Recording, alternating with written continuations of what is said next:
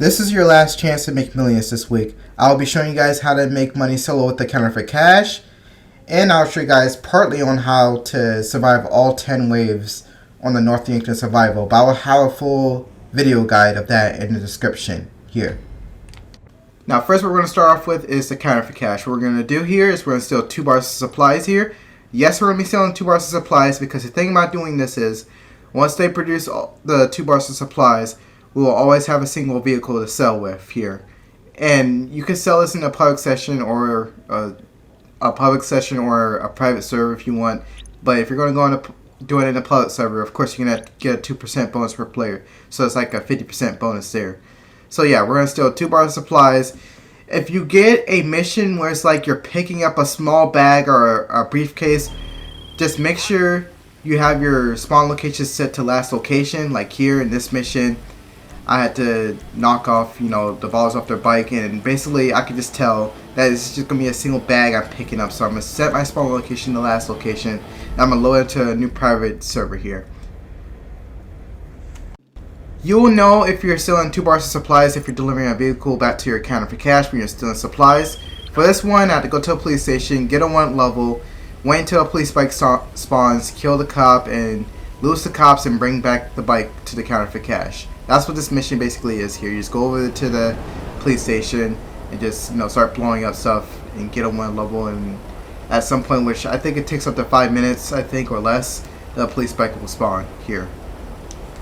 Unfortunately, you won't be able to call Lester to lose the cops, but you're only going to have a 2-star 1 level, so you can just go off the hills to pretty much lose the cops here, of course. Now, as you guys see, we have 2 bars of supplies here. It's going to take around an hour 15 to an hour 30 minutes for that to produce.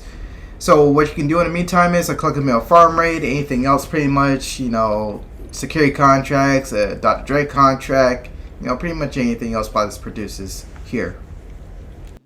After that, now what we're going to do is we're going to sell this now. We're going to be selling for $198,456. In order to make the most out of it, I know it seems pretty low, but if you're doing this in a public server, like up to nearly 30 players, you're going to get a pretty good bonus here. So here I got a little seaplane mission.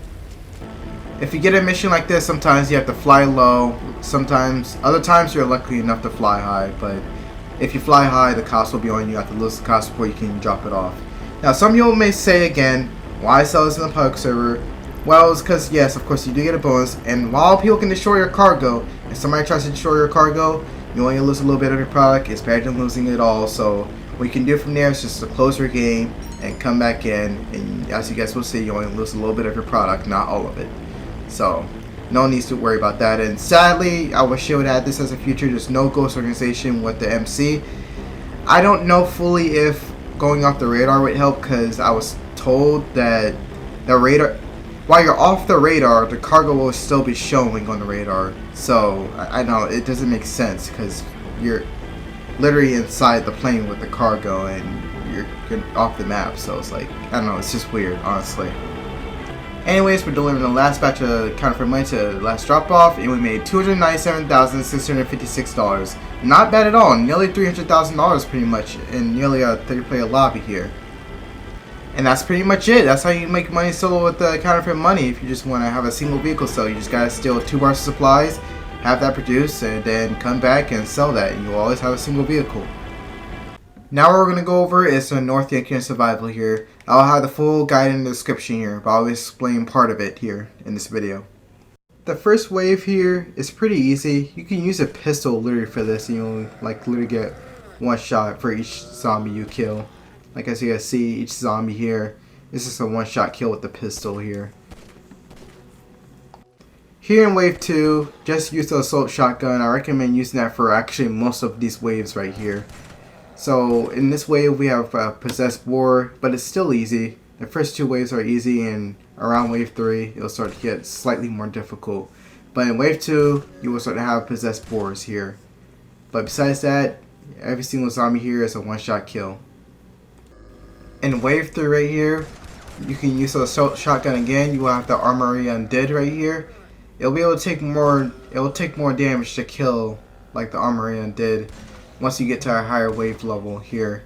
But in wave 3, it's just use a assault shotgun. No need to use the minigun to kill the you know, the Juggernaut zombie right there.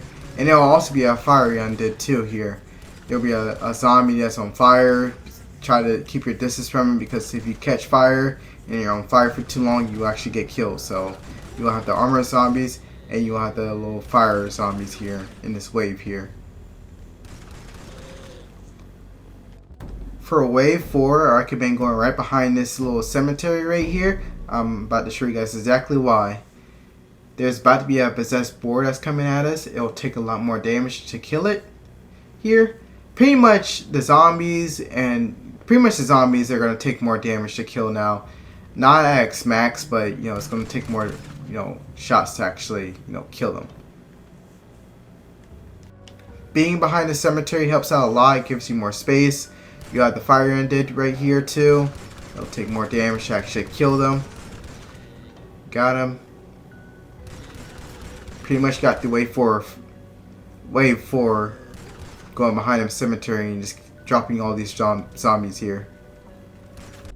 For wave 5, you could be around the side of the cemetery here if you want. You can also be behind the cemetery here, but there will also be zombies later on that will spawn behind the cemetery here.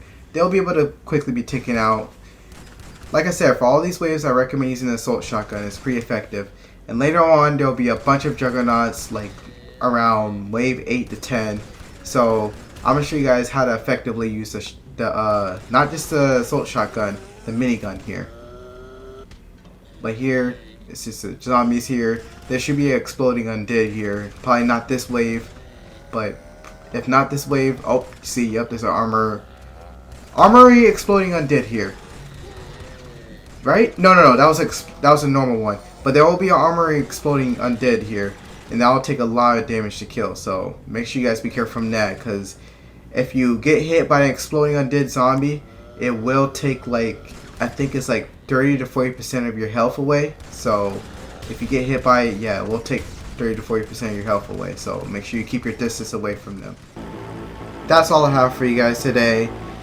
If you enjoyed the video, please do drop a like and subscribe if you haven't already with notifications on, and I'll see you guys in the next one. Take care, everyone.